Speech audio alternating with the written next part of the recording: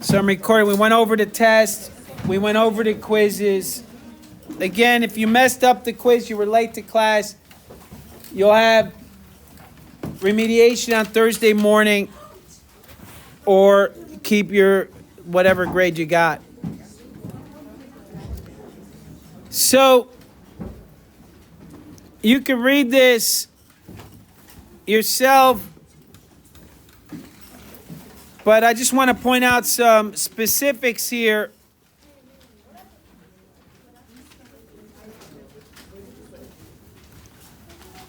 You'll see that here you're still, since you came in, you're still talking while I'm talking. So it tells you where you find your phenotypic impact of every gene for decoding. It tells you if you want to decode, go to page 2.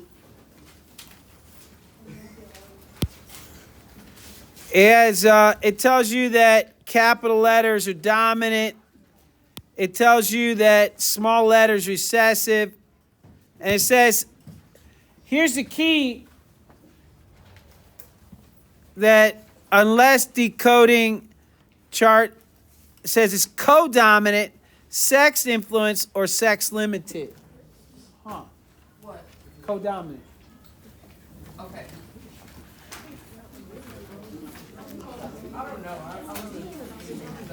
All right. Here, during the lab, we did, again, the video going over the details is posted in the assignment, was posted Friday. Where are you going? What's going on? Is it time? Is class over? No. Huh? Oh, okay. Why are there people out of their chair? What is the chaos?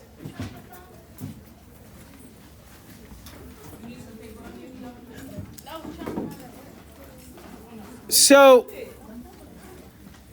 here is the chart for decoding.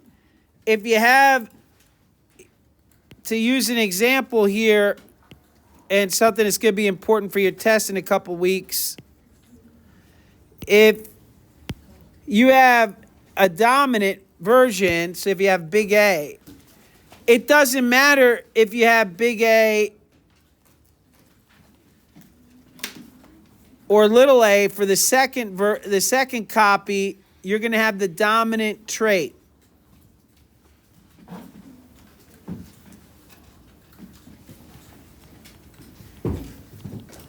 So that means big A, or little a, the heterozygote or homozygous dominant is going to give you that dominant trait. In this case, that dominant trait for A is going to be no chin spike. Codominant, however, means you have both, that both show up. That's what co means, as we discussed in class.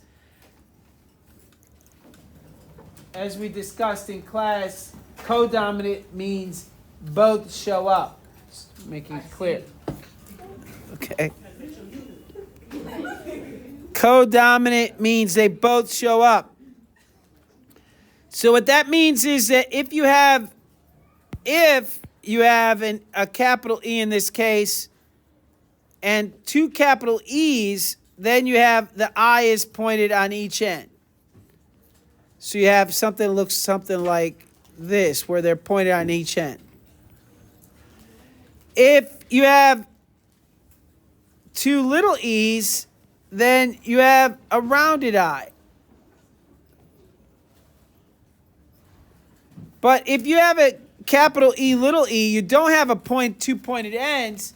You have a pointed end and a rounded end. Yeah. Yeah, they're here on the floor, up on a table. They're all over the place. Shh. Shh. Shh. Oh, my Lord, please. Gentlemen.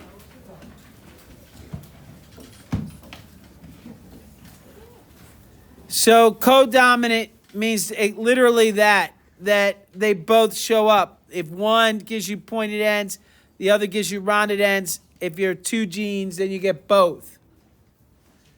A sex influenced means that you're going to see it, but only if a specific sex has it. So let's take a look at it. Big M for wings.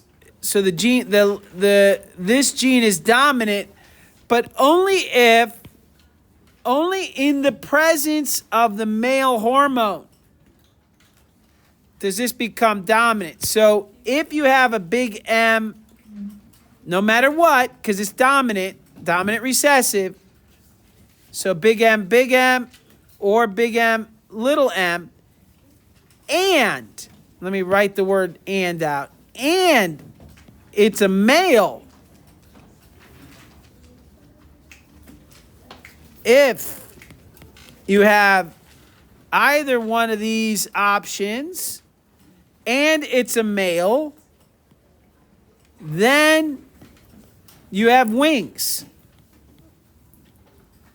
That's what sex influence means. It means you have dominant recessive, but it's going to be present only if it's a male. Same with having no elbow spike.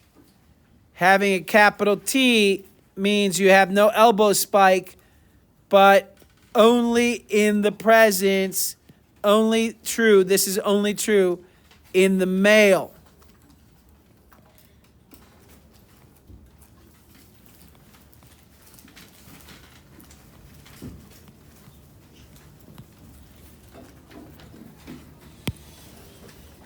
Only in the presence of hormones. And big R and little r only males have the comb. So when we're talking about R, no matter what the second one is, you have combs. A comb is what's on top of a rooster's head, that little flap of skin that looks like a comb. That's what they call a comb. So that's it. That's the only kind of inheritance you had to look at in this lab. So you should have done your phenotypes, and you should have read your popsicle sticks. You should have looked at them. Could someone close the door? And you should have had one from mom. Should have been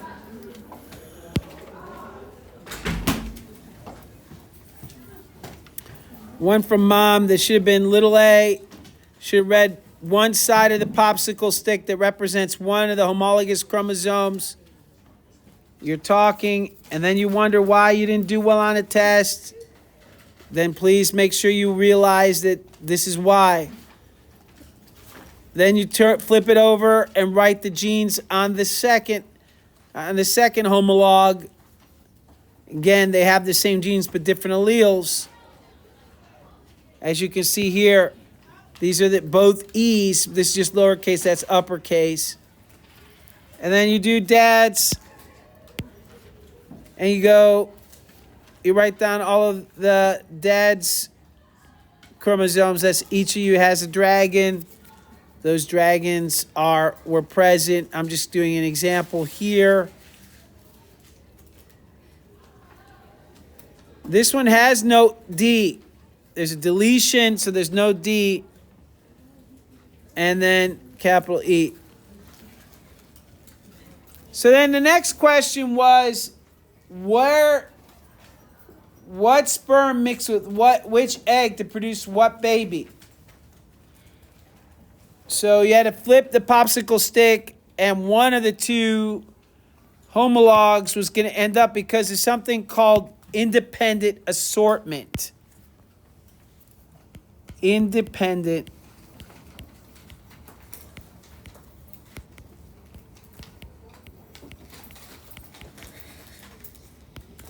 That's an idea that which of these chromosomes ends up in an egg and which ends up in which egg. It's random. For all, in this case, for the dragon, all 5, and a human, all 23, all 46 chromosomes. It's random which chromosome goes in which egg. Which chromosome ends up in which sperm. So for the egg, it would be either one of these chromosomes. The chromosomes are, if I were going to draw them, like a popsicle stick, would be a popsicle stick. So there's 2 popsicle sticks, one here and one here. Say that again. A popsicle here, a chromosome here. So which are you going to get? Are you going to get chromosome 1 and 2? Are you going to get 3? Are you going to get 1 and 3 getting together? Are you going to get 2 and 3, 2 and 4, 1 and 3, 1 and 4? Which is going to combine? Well, it depends. It's all random.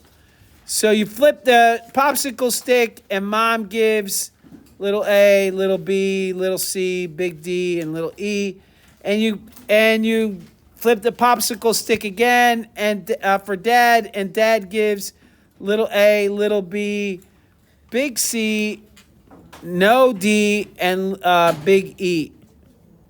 Well, what phenotype do you have? You have to read the chart. So you're going to get the dominant trait here for C. You'll get the dominant trait for D, since there is no D in the sperm. And then, of course, this E is not dominant or recessive. It's codominant. And big E means you have rounded eyes. Oh, no, I'm sorry, pointed eyes. But you just read it. You have 3 options with E. And you did the same thing for all of these. So the law of independent assortment, law of segregation. So the law of segregation,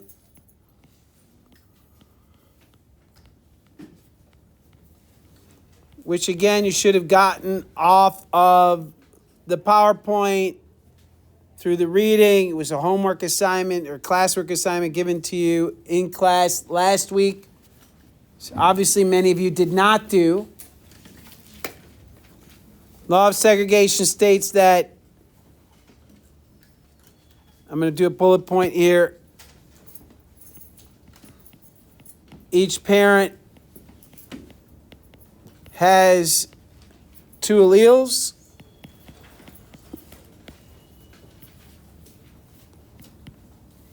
Second is they will, thank you. There's your copies, whoever needs a copy. Will pass one allele to their offspring.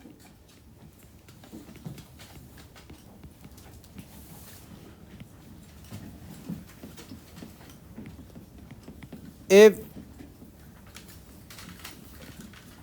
the dominant trait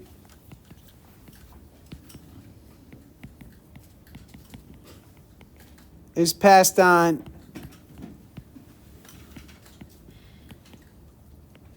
they will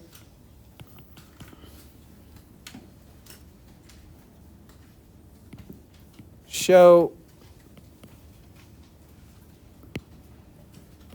that trait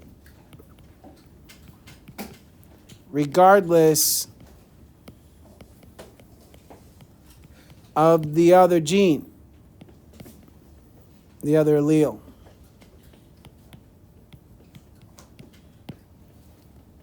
That's the law of segregation, just that simple.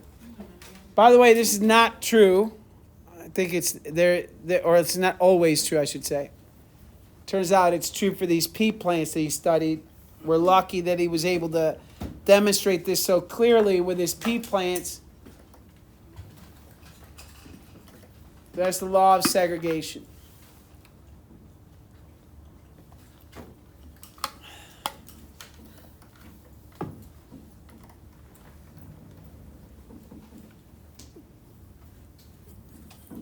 The law of independent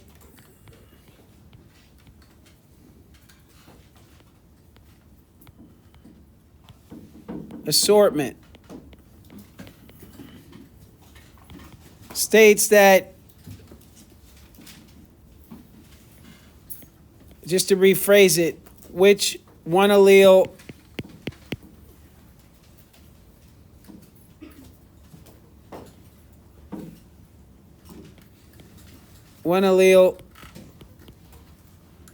has no influence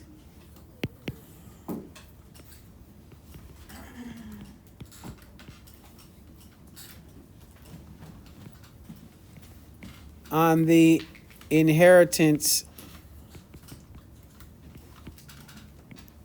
of another allele.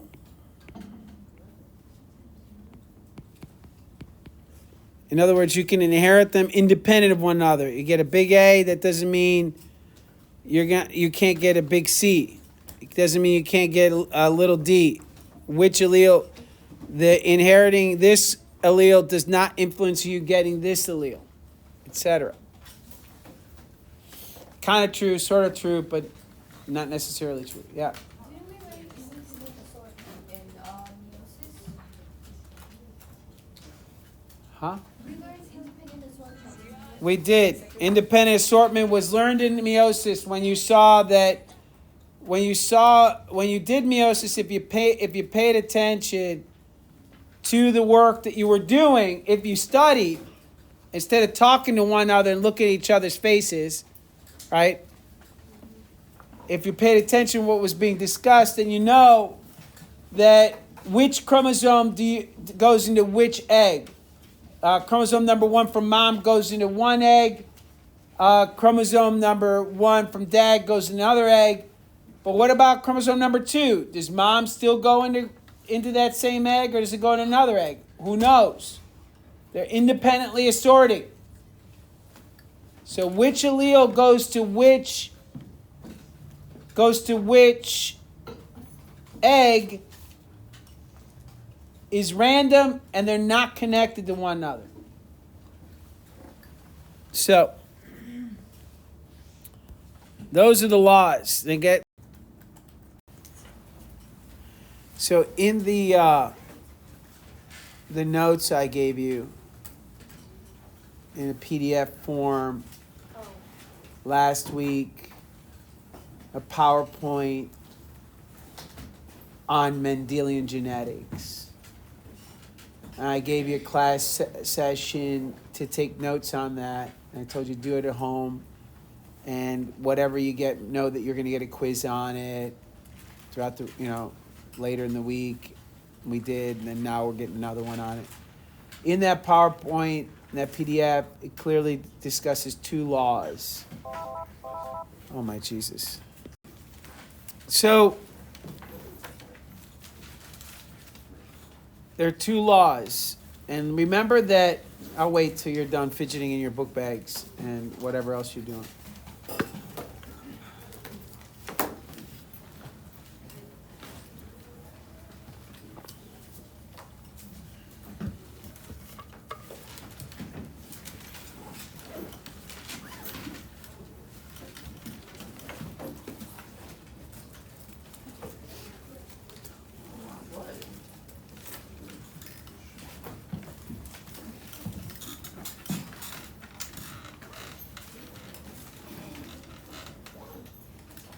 Just wait till everybody's done with their book bags. I have more than enough time for myself. All right. So we discussed that a law is a pattern in the world that scientists observe. I know we like to think of laws as being something that is stronger than a theory. In fact, that's what I was taught in elementary school. Law is stronger than a theory. Theory is just a thought.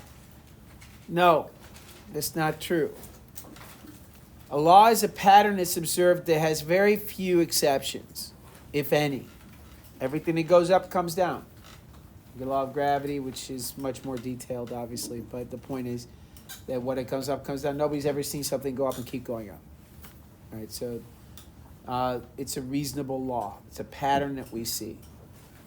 The ancient Greeks described stuff like that. They had laws. They observed rocks rolling down the hill. Now they explained it when rocks moved as rocks had a spirit, had an animus. They had the energy of movement. Many cultures did that. It's what made sense. Living things move. So things that live must have spirits.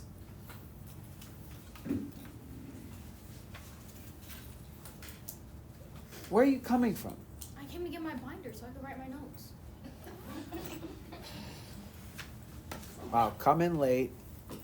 Don't have your binder. Okay, well, I left it in my locker because it was too heavy to put in my bag. Okay, very good. So, the ancient Greeks talked about Aristotle and such. That when they looked at the stars, they thought angels were pushing the stars around. They thought rocks were moving because they had this energy of life called anima. Some kind of energy. The ancient Chinese talked about qi. There's all this stuff that different cultures talk about and identify as an explanation for the fact that rocks roll downhill, right? Those explanations, we call them theories. Okay? They're theories. Now, science has taken it one step further. It's not just a thought, those explanations in the past might have turned into religion. They might have turned into, like the ancient Greeks would argue in a kind of, yeah. So is a theory just an explanation of phenomena? Yeah, that's all a theory is, with evidence, right? So in ancient Greece, they would sit around in a kind of a theater. If I were Socrates teaching my students, we would argue. I would make a statement, then you would have to orally describe and argue against it using logic. And it worked. It worked for a lot of things. Unfortunately, they used the one thing that the Greeks were missing was experimental data. They never asked if then. They said, well, if this is true and that is true, then this must be the case. That's their logic, right? They developed that. So the argument then was they just accepted this is true. They accepted that animus, for instance, and I'm making up these words because I can't remember the exact stuff, but animus was the cause of things moving, right? They just accepted this is true. And since this is true, then everything else follows. It is logical. It was just based on an erroneous original decision, right? So in science, we're not concerned too much. We realize, we accept, if you read philosophers like Descartes and others, there's a real question of what existence is. Like if you read philosophers, existentialists, you'll see that there's been a question for a very long time is what exactly is existence? There's an old nursery rhyme, row, row, row your boat gently down the stream. Merrily, merrily, merrily, life is but a dream. And actually the ancient Indians in India, I forgot which one of the gods it was that they believed was asleep. She has I think it might be Shiva, but don't quote me. But she has a single eye and she's asleep and we're all her dream. And if she opens the eye, her dream disappears and we all disappear, right? So the fact that life seems like a dream is something that my point is not to focus on any one religion, but to say that humans have recognized this as a consistent wisdom throughout every nation. Native Americans also, from Native America, the Aztecs, the Peruvians, all the way through India, China, and throughout Europe, these kinds of ideas of what is existence has been around for a long time. Science is like, look, we just need to know what works. Like, we want the truth. We have a search for truth, but we realize we can't know the truth. We can't prove it. Like religion feels like it can go and feel the truth, that they accept a truth. The truth is that there is a being, whatever your religion is, there's a being that orders the world, and there's a plan to everything, and because of that, we're going to have to feel our way through it, because we accept in religion, we accept that we can't know what the heck is going on. It's bigger than us, right? That's the idea of religion. But in science, it's like, look, I don't know the who's, the what's. I'm concerned about how. What evidence do I have that this phenomenon works the way I think it works? And how can I collect that evidence to see it? And can I manipulate it, right? So we measure things. We collect data. And based on that data, we reform, we reflect, and we revise, and then we start again. And that's what we call a theory. Most theories are not just guesses. Although we do, a hypothesis is a scientific guess. It's a guess based on evidence and logic that the Greeks taught us, right? We can use logic and evidence to make a guess. But then in science, we collect evidence, we experiment, and it becomes pretty clear what the trend is and if the relationship between the two variables is what we think it is. And either it is or it isn't, right? It's very clear. So science and religion have two very separate, very distinct divisions. They cannot mix the two. You find yourself, the Greeks did it, and many cultures throughout the history have done it. Try to make alchemy, for instance, was a kind of pseudo-religion, spell binding, chemistry, right? The origins of chemistry. It leads you to really serious fundamental errors that could waste your life. Alchemists wasted their lives trying to make lead into gold. Oddly, we are now able to do that, but it's just strange that so many people wasted their lives. And they wasted their lives, well, maybe it's not waste is a strong word, because that allowed us to experiment and see that that's not the path, right? So figuring out what failure is the only road to success. So figuring out what doesn't work is sometimes more important than figuring out what does work. Does that make sense? Yeah. Like have those past theories that occurred in the past created a bigger exploration for scientists? Yeah, the theories that have worked and haven't worked, failures, right? Newton's laws of motion. You all learned them in middle school, haven't you? Mm-hmm. They're wrong. And we know they're wrong. We proved they're wrong. Einstein proved they're wrong. They don't work. But they work within a certain parameter on our scale, in the human scale. But if you get real tiny at the quantum level, or you get really big at the movement of the stars, specifically stars like planets like Mercury and stars in the galaxy, they don't work. You need more accurate theories. The explanation works for this scale of existence, which is fine for us. But if you want to understand motion, truly understand, get closer to truth, you have to understand Einstein's theory of relativity and his equations, because they more accurately represent the reality. Now we know Einstein has a problem. His theories have a problem, and they're trying to figure that out. And once someone comes up with what some scientists would like to call a unifying theory of everything, then once we find that, then we have something that is even closer and more accurate and explains more things. But we know our limitations, right? And we can only perceive, this brain is in our head.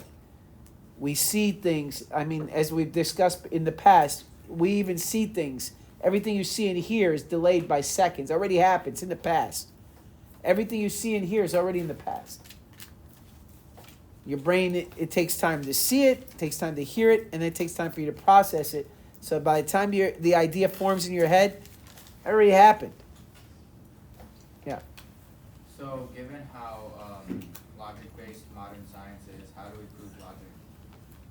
How we prove what? Logic. Wait, what?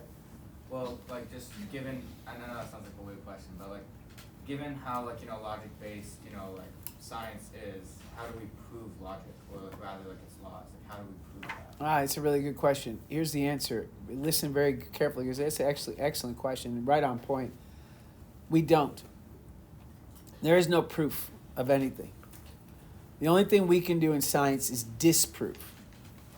So when we ask if then, what we're really asking is, if this is true, then that must happen. That happened. Okay, we got evidence this might be true. Keep going. All right, if that's true, we're going to test it again, then this should happen. Okay, worked. All right, we're going to go on until the next. Oh, it didn't work. Disproved. Done. We got to find something, another explanation, improve this explanation. We accept that everything we understand is not accurate. In science, we realize the limitations of the human existence, and we accept that it's not 100% accurate. It's a good explanation, and it works until it doesn't, and then we have to figure out a better one. That's it. Yeah. So, the method for disproving and proving like theorems and whatnot is based on a concept that has no inherent proof at all, like logic. I'm not sure what you mean. There is no the argument, and I would ask you that this is not a philosophy class, so I'm going to refer you to stuff like Descartes, right?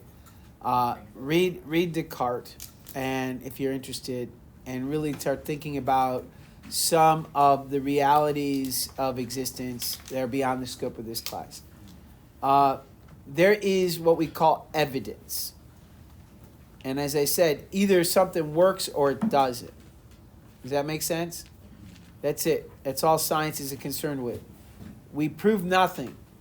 If you're absolute, to be an absolute, we prove nothing in science. Anybody that says, oh, well, we have proof that this is that, they don't mean it that way. They're being lazy with their language. What they mean is we have a lot of evidence that supports this theory. The theory works. We're going to keep it till it doesn't. That's what they mean. Now, they'll say they have a proof, they're pretty sure, but there's no real way of knowing. It's just not knowable. We cannot see an atom. You can't just go in there and start moving electrons around. We have evidence that they exist. We have pictures of them, right? But that doesn't mean that what we see in the picture is actually what is. And we're constantly finding evidence that disproves the previous theory or adjusts it. And when I say disproves, I mean it's not 100% accurate. Like I said, Newton's laws of motion work. We use them all the time, still today. They work, they're fine. But they're not accurate. They're not as accurate as we could have them. So in order to use Einstein's theory, though, the math is much more complicated and would require much more time. So we really don't use Einstein's theory of motion to plot the path of a bullet, let's say. There you're just going to use Newton's laws of motion because they work at that scale.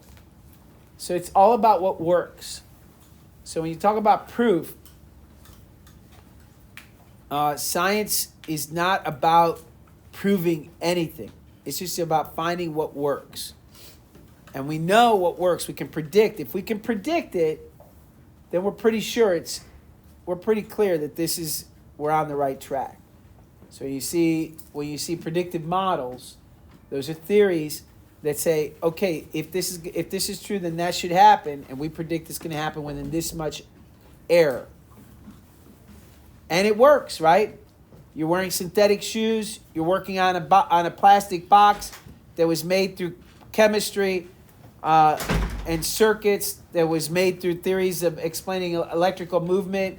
The logic, right? The logic that we use in science is what's used in programming these computers and what it allows you to access all the information that you're able to access on these machines. It's all evidence that various theories do work. Now, are they actually describing the universe the way it actually is? Probably not.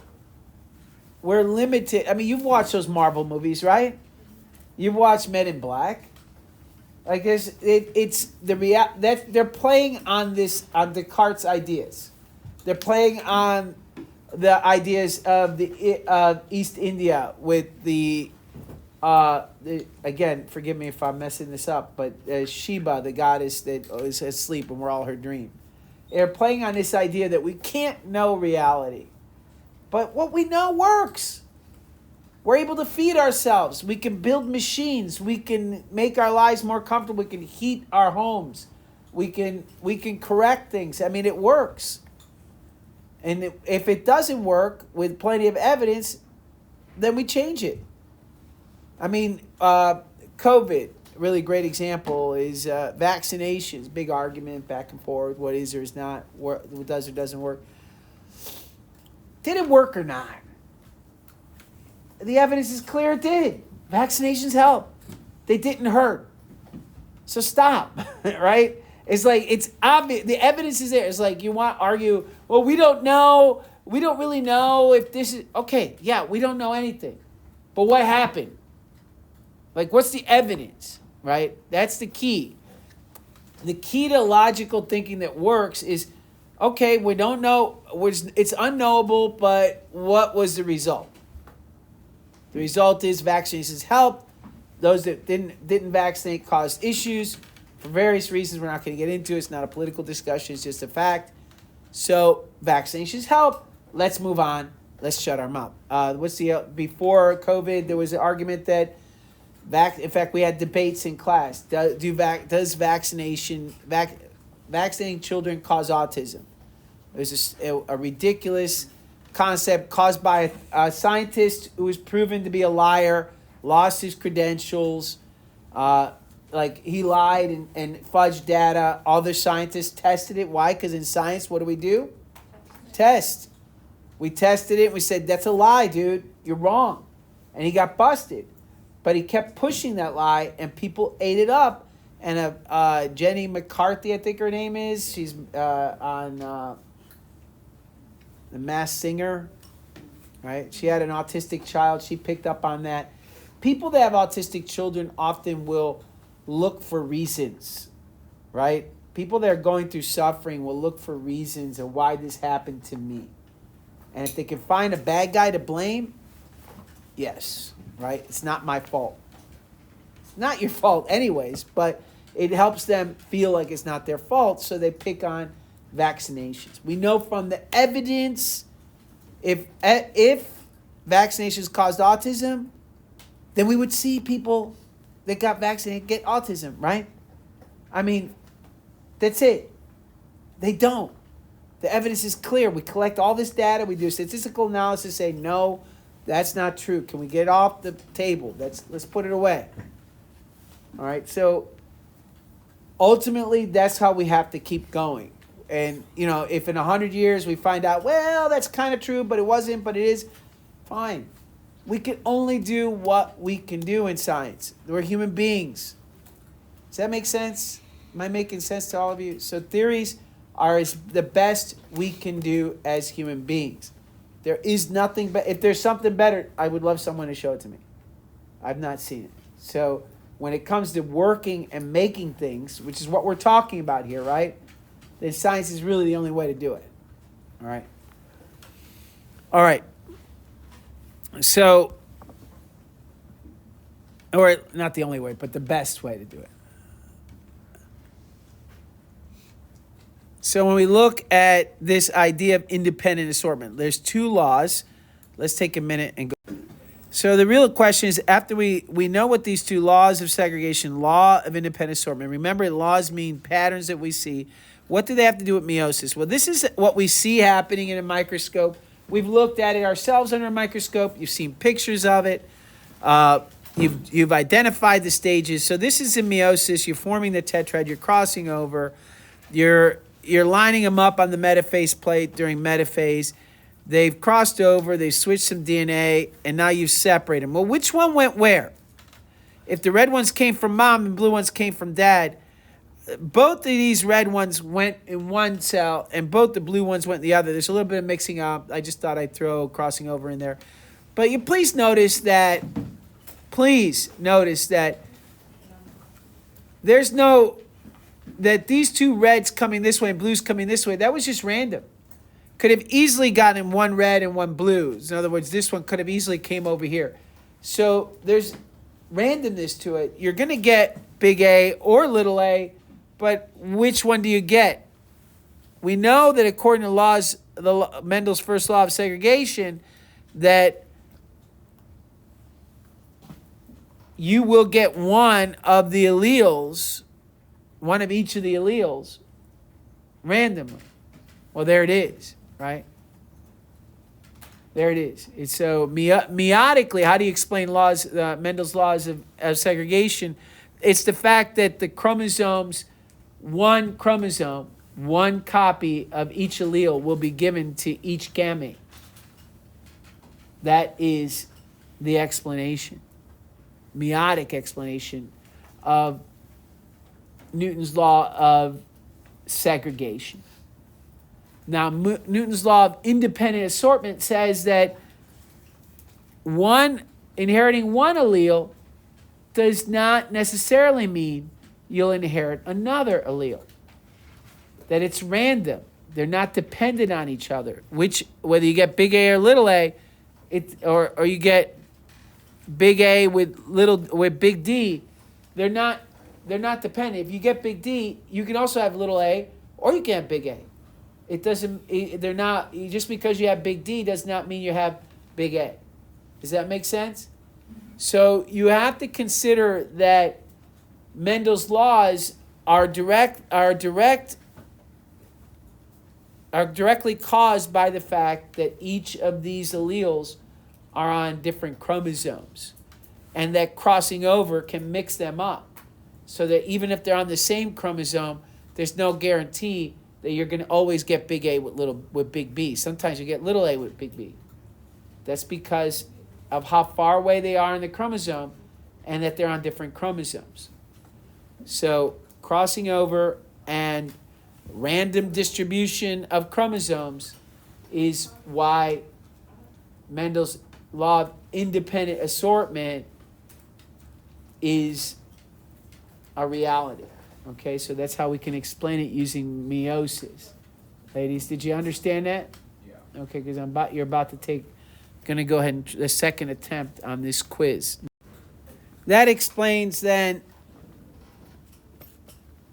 this question. Also answers your quiz that you'll get a chance to write in a minute. So that checks off this question and this question. Then it says the genes for fangs is recessive, yet most dragons have fangs. Can you explain this? So the genes for fangs is recessive. So what this is asking you is to think about what the word recessive means. Does recessive mean you see it less often? No. You only see it if there's two copies. You only see it if you get two little R's, for instance. Or in the case, I think fangs is little F's. You only see it if you have two little F's. If you have a big F, then you have no fangs. But does that mean you're going to see it more? You can see more dragons without fangs? No, it doesn't. It just means if they have a big F, then you have no fangs. You need two little F's to see fangs. It says nothing about how often you see it. It's a mistake it's a logical mistake. It makes sense, right? If you need two little ones to get fangs, and all you need is one big F to get no fangs, then you would expect you see one big F more often than you see two little F's, correct? Does that make sense?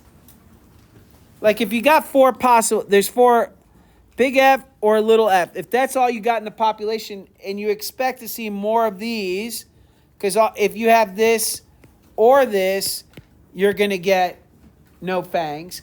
but you need two of them coming together. You would think you would see two little f's coming together more often, or less often than you would these two, because there's two ways of getting no fangs.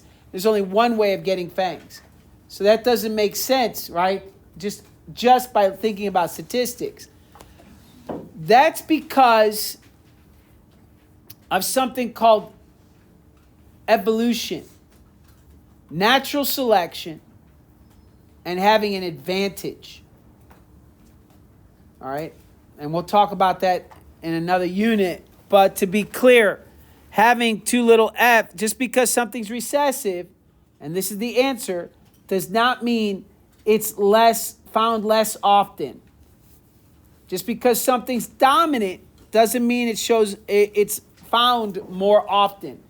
All it means is if someone has the dominant gene, the dominant form of the gene, or the gene that produces the dominant phenotype, then you will see the dominant phenotype. That's all it means. How often you see the dominant phenotype versus the recessive phenotype is another story altogether. Yes, you can go to restroom. Sorry, I saw your hand up, but I wanted to finish that thought. Are we all clear on this? This is going to be key. You will see this on tomorrow's quiz or a quiz in the future. You will see this. So it's important that you understand that just because something's recessive does not mean that it is seen more often in nature. For instance, they give you an example. Did you see the hint? They say the gene that causes dwarfism, achondroplasia, in humans is dominant. You two need to separate, guys. You guys got to separate. You're distracting each other. So the gene for dwarfism is dominant. Is that what we see mostly? Do we mostly see dwarfism among humans? No, it's a rare event, right? To see, or at least in my experience, I've had a few acquaintances that were dwarfs, but it is not a common thing. Even though the gene for dwarfism is dominant. Now you have to ask yourself, why don't we see more dwarfs then? Right? If dwarfism is a gene that's dominant, why don't we see more dwarfs in our population? That goes back to our concept of evolution and having an advantage in a population. But we'll talk about that in a later unit. So that answers 3 is now answered. 4, what is the sex of your baby? That you need to answer on your own, because at least half of you have males and the other half have females.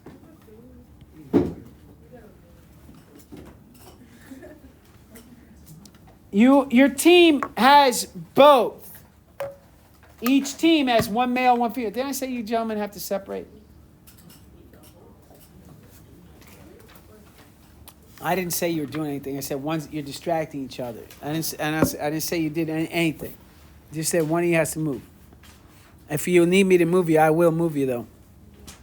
Or I will find a place for you to be. What traits are sex linked? So what traits do you find? Now, what does sex linked mean? Again, you'd have to look, you'd have to think about what that means. You have an X chromosome or you have a Y chromosome. There's some genes that are found on the X chromosome. You saw that. I think you found a bunch of genes on the X chromosome. I don't remember what they were. Does somebody have a lab with them? Here you go. Thanks. If we look at what those genes are, if we look at the X chromosome, the sex chromosomes, we saw that in your lab, you had the X had the U, the V, the W, the X, obviously, the Z, and the minus sign. The Y had the U, the V, and of course the Y. Which of these genes is only found on the X? So you'd only get it if you have the X. The X, obviously, the Z, the minus, and the W. So they're linked to the X chromosome. Do you agree? All right, everybody sees that, I think. The Y is only linked to the Y chromosome. These are sex-linked genes. Linked means that they're attached to. So this chromosome is attached to the Y, so this is Y-linked.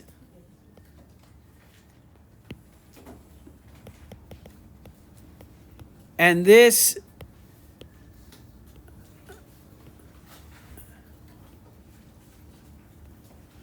is attached to the X, so it's X-linked. But they are sex-linked. Is that clear? This is an exception to Mendel's laws. I said laws are observations that we see in nature that have few to no exceptions. In the case of Mendel's laws of inheritance, there are a few exceptions, and this is one of them. Some genes are linked to sex chromosomes. So you have to consider that when you're as we move forward, you're going to see a number of inheritance patterns that are sex linked. So these are genes that are found. What does that mean? Why is that important? Well, are you ever gonna see a disease on a Y happen to a girl? No. And what's interesting is if you're a girl, you have two X's, and you have a U, a V, a W, an X, a minus, and a Z. If you have two of these, and one of them is diseased, let's say this X allele, this X allele you have is actually an X prime. So this is diseased. This causes a disease. And it's recessive. Will this woman have the disease? Look, that's true. But look, this is on the X. This X prime is the recessive version. This person has a recessive gene that causes a disease. And this person has a dominant version that causes normal. Which is this person? This is a woman with two X's.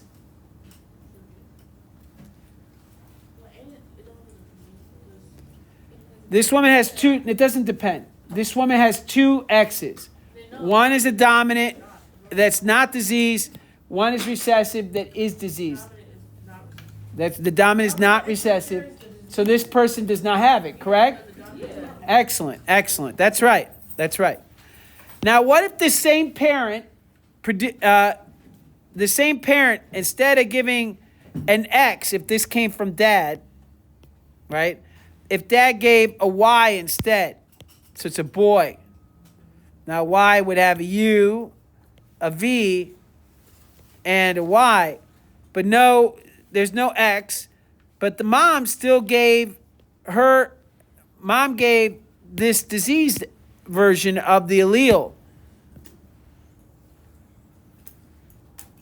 If this is what you had, would this boy have the disease? Look at it carefully.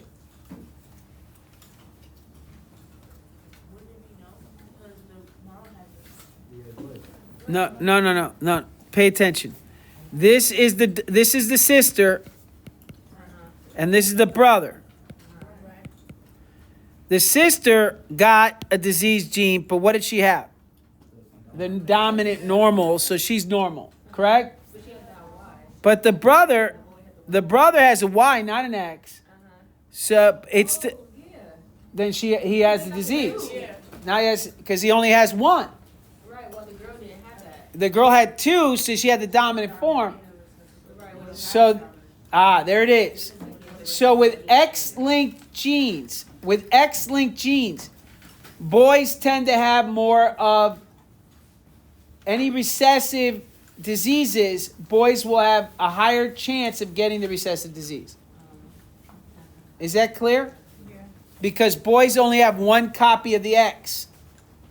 The girl could get it, but boys will tend to have the disease more often. Is that clear to everybody? Yeah. The Y gene, of course, boys are the only ones that are going to get it. Girls can't get them at all if they have the Y gene, if the disease is on the Y gene. So this is one way in where sex chromosomes, diseases on the X-linked or Y-linked genes can cause a real problem, a difference in inheritance. And again, one of the exceptions for Mendel's laws. Okay? Are we good? All right, moving on then. So that takes care of that one. What is sex linked? So these are things you need to write up, correct? And turn in? Okay. I don't want anybody saying they didn't know and coming up with excuses. Identify any gene deletions or inversions in the chromosomes you have. So let's be clear.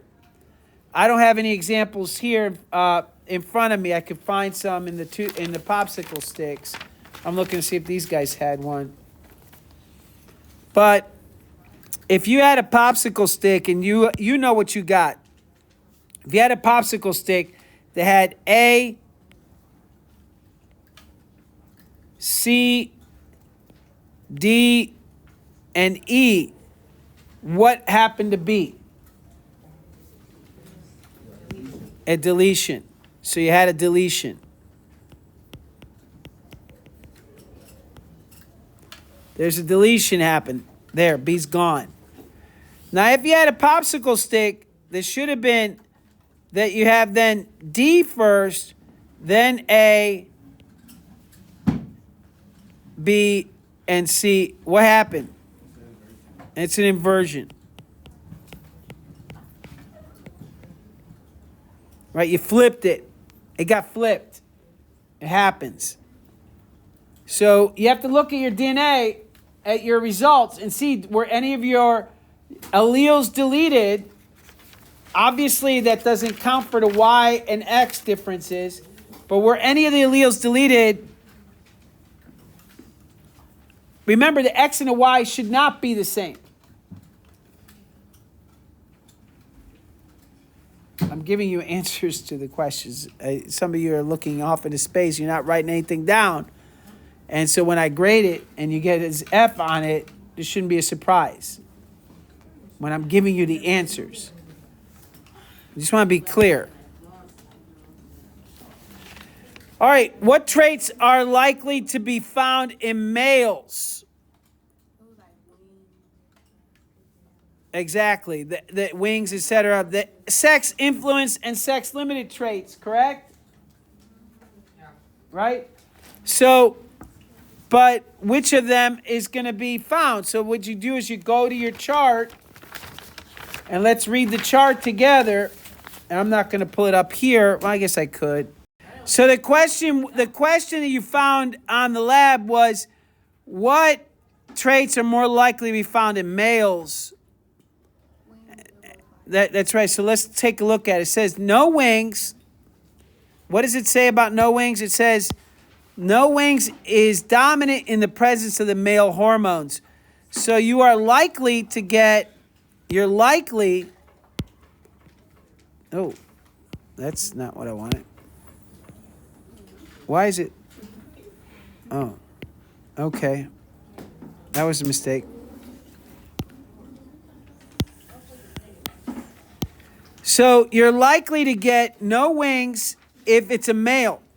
Assuming the male has a particular hormone, then you're going to get no wings. It becomes dominant. Otherwise, you're going to, a big M, it's going to be, whether male or female,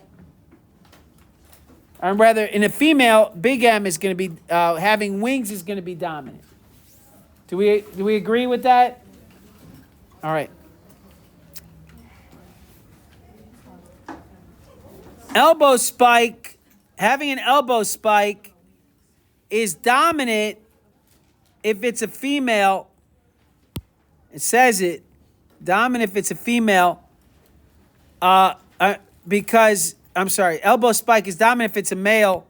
So no elbow spike is dominant if it's a female. Okay? And obviously the one that you're going to see only in males, the obvious one is this one, because it says it. Combs can only be found in males. Right? Only males have a comb on their head. Comb. A comb is like a rooster. You know how a rooster has that flesh on their head that looks like a comb? I ain't never called it that. Oh, really? Because that's what it's called. Okay. That I'm just saying that's what I don't know what you called it, but that's what it is. That red flap of skin on a rooster's head is called a comb. Are we done discussing whether comb, what you call a comb? We're not, but like you have to That's like. what we're discussing. Oh, well, are you done discussing whatever it is you are discussing? You have to blow up a glove, and it reminds you of the comb of the rooster head. What'd you say? Like the glove, you ever blew it up and it reminds you of the comb on the rooster head. Yeah, that happened. You can do that too. Yeah, some people would blow up a glove, and then as a costume, you could put on your head like a rooster's, right? But anyways, we call that a comb. So only males have a comb. So moving on. So yeah, the comb is only found in males. So to answer the question is, what traits are more likely to be found in males? Just strictly speaking, you'd have to write, well, combs. Right? That's number one.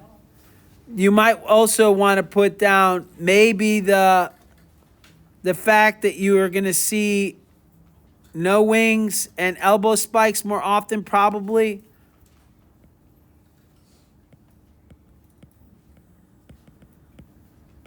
Or it's more likely.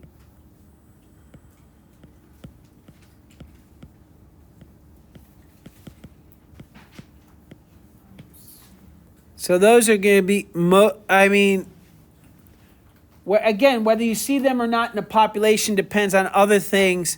But if you're just looking at dominant recessive, these are what are dominant in males. And obviously this one especially, it's clear that this is only going to be found in males. So that's certainly something that will be more likely in males. So that takes care of 7A. 7B, what might these be, and how might these be an advantage to the sex? How would a comb be an advantage to a sex?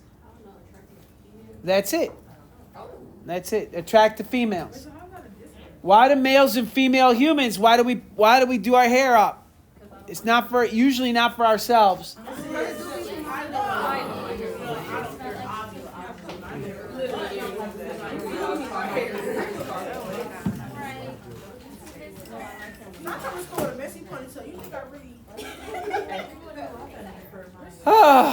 So, in general, we humans change their appearance in order to satisfy some kind of social need. What that social need is, it could be to attract a spouse, a mate, it could be to fit in, whatever that social reality is. We are social creatures. Right? So our clothes, our hair, we tend to change it. Now there are extremes. There are birds like peacocks. Birds in general, the males tend to be much more colorful than females. It takes a lot of energy to make all that color. Flamingos, you'll see cardinals, you'll see. The reason is the males want to attract the female. And so they need to be as colorful and as demonstrative as they can. We can look, oh my gosh, if you guys keep talking while I'm talking, I don't even know where I'm going to go, but it's not going to be a good place. So you're not going to like it. I'm asking you to stop being rude. So Birds of Paradise are a really great example. They actually go through extreme whole shows of, and we'll look at these examples of sexually derived behavior that is advantageous. It's called oh, well, we'll talk about it later. I don't want to get in too far down the rabbit hole on that. But it is an advantage, and so it tends to, when you're trying to attract a mate, which then it probably would continue down throughout the generations. Those things that are not advantageous, won't be selected for. People won't, we call it sexual selection. We wouldn't, if it's not attractive to the female, then you're not going to see it into the future. So male lions tend to be very big because only the very big lions get to mate with the females. That's a little more complicated because the big ones kill the little ones, but we'll move on. You can look at peacocks have those giant feathers with all that color in it. The females don't have that. There is no advantage. It's not like they don't attract anything with them. They don't scare off predators. A lion will just look at that and eat the peacock anyways. But they attract the female. That's key. No wings. How could that be an advantage? I'm not sure. Elbow spikes, you can come up with it. You can, maybe having no wings is prettier to the female. I don't know. But you can come up, I think you can use your imagination for the other two. All right, what might these be?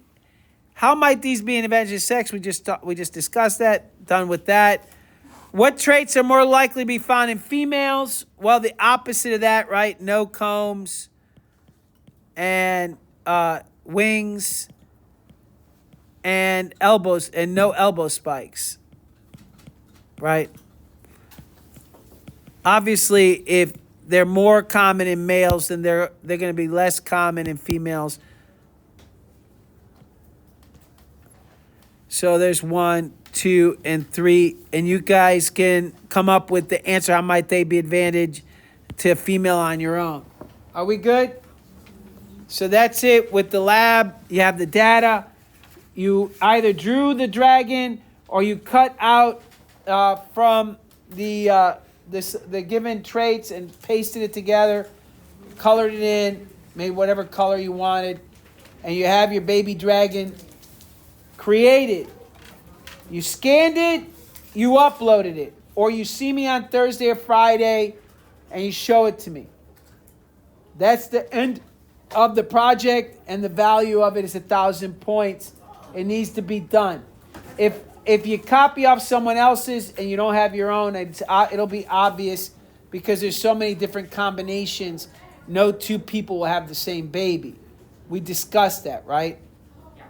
I mean, well, that's not true. Two people will have the same baby. Yeah, you and your partner should be the only two with that baby, though. Okay. That's what I meant. No two groups. Right. It's as long as I see the difference and the difference is in the genes, then you're ready to go.